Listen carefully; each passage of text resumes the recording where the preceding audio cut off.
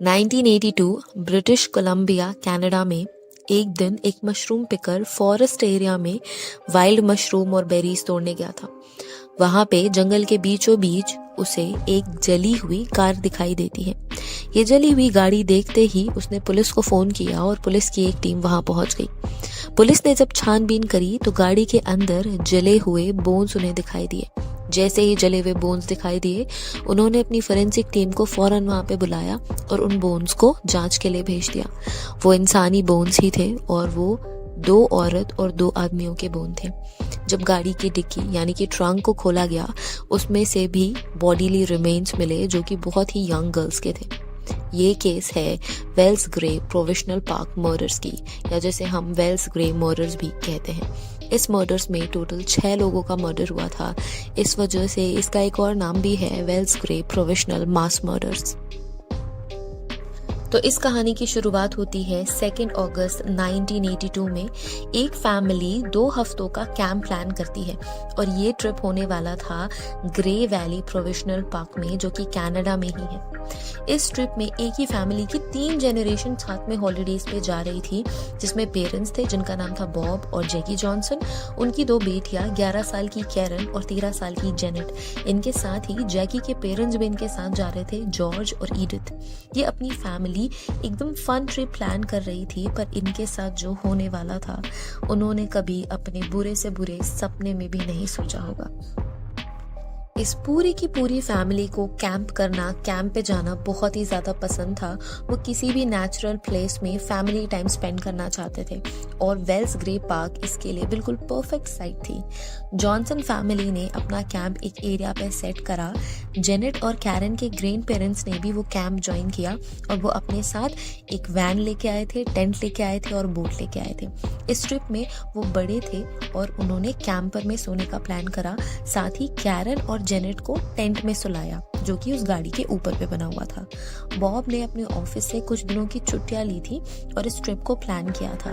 Bob एक bank में काम करता था और हमेशा ऑफिस जाया करता था। सिर्फ अपनी फैमिली के लिए ही वो छुट्टियां लिया करता था और वो पहले से ही प्लान कर लेता था। अपने ऑफिस में सारे सीनियर्स को ये इन्फॉर्म कर देता था कि ये उसकी छुट्टी का टाइम है, ये फैमिली टाइम वो स्पेंड करने वाला है। 16 अगस्त 1982 को बॉब को ऑफिस जाना था, पर वो ऑफिस गया ही नहीं। किसी को इन्फॉर्म भी नहीं किया। वो उसके नेचर के बिल्कुल अगेंस्ट था।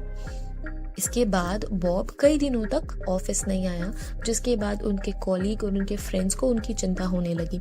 कई दिनों पे वेट करने के बाद आखिरकार 23 अगस्त 1982 को बॉब के friends and other family members ने उस पूरी की पूरी फैमिली की मिसिंग रिपोर्ट फाइल करी। जैसे ही मिसिंग कंप्लेंट फाइल हुई, पुलिस ने अपना सर्च ऑपरेशन शुरू करा। पुलिस ने पूरे के पूरे पार्क के इलाके को सील करा और सर्च किया, लेकिन बॉब और उसकी फैमिली के कोई भी ट्रेसेस उन्हें नहीं मिले। इसी बीच ये जो मशरूम पिकर था वो फॉरेस्ट जाता है और वहां पे ये जली हुई गाड़ी देखता है। जली हुई गाड़ी देख के वो पुलिस को फोन करता है। पुलिस वहां पे आती है और गाड़ी से बोन्स रिकवर करती है, जले हुए बोन्स रिकवर करती है और गाड़ी के ट्रंक में, या फिर हम उसे डिक्की या बूट भी कहते हैं, वहां पे इन दोनों बच्चों के human remains and bones recover करे जाते हैं। जब फोरेंसिक रिपोर्ट आती है तो ये प्रूव हो जाता है कि जो गाड़ी के अंदर बोन्स मिले हैं वो बॉब, जैकी, जॉर्ज और ईडिथ के हैं और जो गाड़ी के डिक्की में बोन्स मिले हैं वो दोनों बच्चियों के हैं। जब पोस्टमार्टम रिपोर्ट आई तो ये क्लियर हो गया कि सभी की डेथ गन शॉट से हुई है, मतलब गोली लगने की वजह से इन सभी की जान गई है। जब पुलिस को दोनों बच्चियों के रिमेन्स मिले, इन दोनों गर्ल्स की डेथ भी सर में गन शॉट से हुई थी। ये जली हुई कार बिल्कुल फॉरेस्ट के बीचों बीच छुपी हुई थी, जिससे कि ये हम समझ सकते हैं कि जो भी किलर था उसे इस एरिया की अच्छी जानकारी है, पूरी की पूरी नॉलेज है। हो सकता है कि वो कोई लोकल पर्सन ही हो इस एरिया का। इसके अलावा ये भी साफ हो रहा था कि मर्डर की लोकेशन कहीं और है। इन एविडेंस को छुपाने के लिए और पुलिस से बचने के लिए किलर ने ये गाड़ी यहाँ तक ड्राइव करी और फॉरेस्ट में लाके उसे आग लगा दी। ट्रंक, कैम्फर और बूट अभी भी मिसिंग थे, जो कि जॉर्ज अपने साथ लेके आया था। वहां के लोकल लोगों ने पुलिस को मदद भी करी। पुलिस को ये बताया कि इस एरिया में उन्होंने ये गाड़ी जरूर देखी है और इस पूरे के पूरे एरिया को सर्च किया ताकि ये ट्रंक और कैम्फर उन्हें मिल सके। जब पुलिस की टीम उस एरिया पे सर्च कर रही थी तब उन्हें एक इम्पॉर्टेंट एविडेंस मिला। ये थे बुलेट शेल्स जो कि 22 कैलिबर के थे, जो कि फैमिली के गन शॉट इंजरी से मैच हो गए, जिसका मतलब ये साफ था कि इसी बुलेट से इन सभी के सभी फैमिली मेंबर्स की जान गई है। इतनी इन्वेस्टिगेशन के बाद अब पुलिस को कोई भी लीड नहीं मिल रही थी और अपकमिंग ईयर में जोहानसन फैमिली मर्डर की स्टोरी टीवी पे टेलीकास्ट करी गई और यूएस एंड कनाडा में इस केस के बारे में सभी को पता लगा। इस केस को मीडिया ने बहुत ज़्यादा सपोर्ट किया और ये भी अपील किया कि अगर किसी को भी इस केस से रिलेटेड कोई भी लीड या कोई भी जानकारी है तो वो पुलिस को कॉन्टैक्ट करे।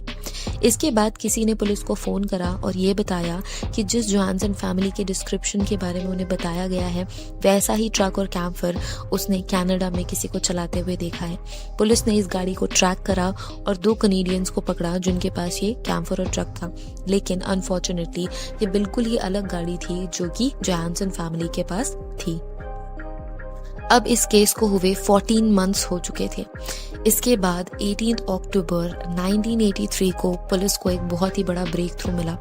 आखिरकार ये कैम्फर और ट्रक 2 फॉरेस्ट गार्ड को मिल गया जो कि सिर्फ 15 माइल्स दूर था जहाँ पे ये मेन क्राइम हुआ था। ये ट्रॉफी माउंटेन के एक लॉक्ड रोड पे थी। जिसने भी ये फैमिली का मर्डर किया था उसने इस कैम्फर और वैन को चला के इस बंद रोड पे लेके आया था। उसकी कोशिश ये थी कि वो खाई तक ले जाकर इस गाड़ी को वहां पे डिस्पोज कर दे, पर रास्ता बंद होने की वजह से वो ये कर नहीं पाया और वहां पे गैसोलीन यूज करके इस ट्रक और कैम्फर को जला दिया गया। कैम्फर वैन मिलने के बाद अब पुलिस की बहुत ही ज्यादा बेइज्जती हो चुकी थी क्योंकि ये कैम्फर वैन क्राइम सीन के बहुत पास थी और पुलिस पूरे एरिया में सर्च कर रही थी पर फिर भी इस वैन को खोज नहीं पाई।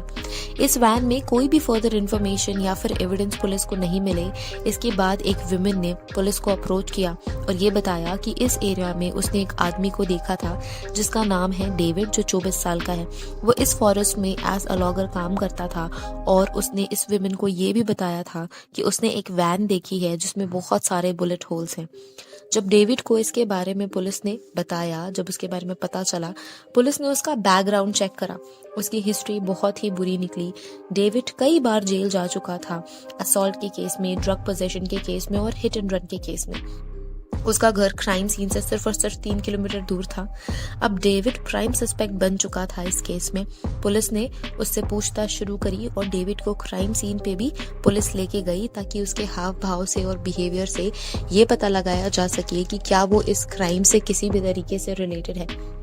आखिरकार डेविड ने अपना क्राइम एडमिट कर लिया और पुलिस को ये बताया कि उसने ही पूरी फैमिली को मारा है और उसका मोटिव था रॉबरी करना।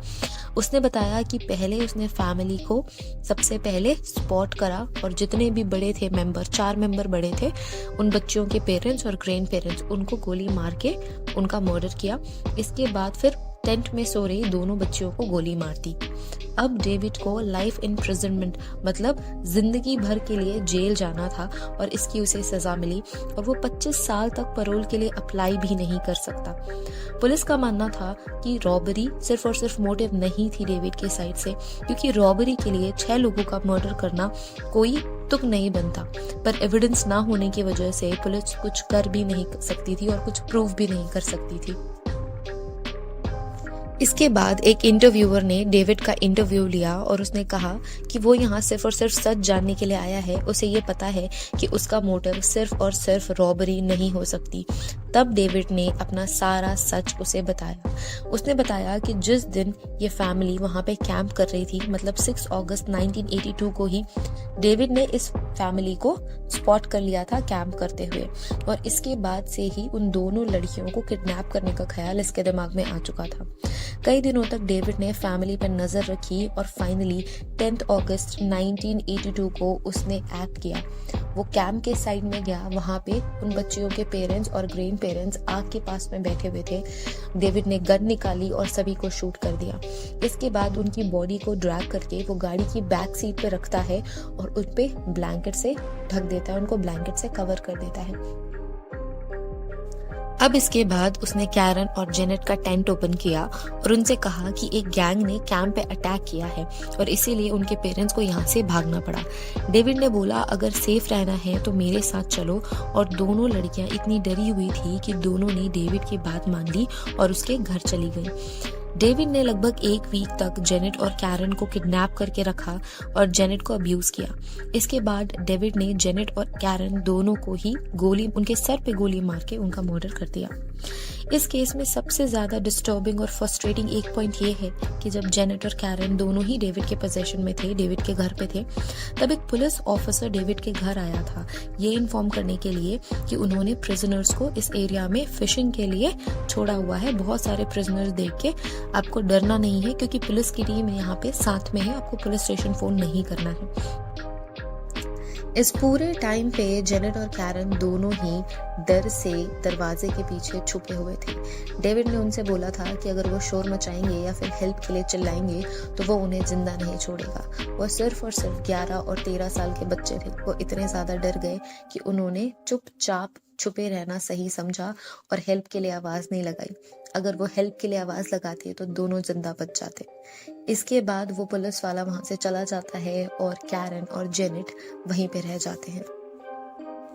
लास्टली 16th and 17th अगस्त 1982 को डेविड जेनेट और कैरन के सिर पे गोली मारता है और उनका मर्डर कर देता है।